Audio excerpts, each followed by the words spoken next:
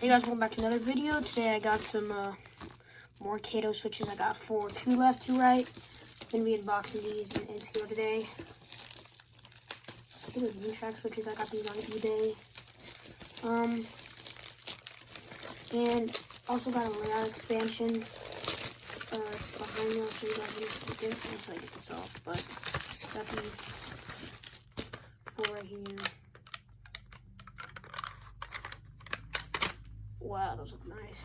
There's the 2 right and the 2 left. I got these for $100. All of them for $100.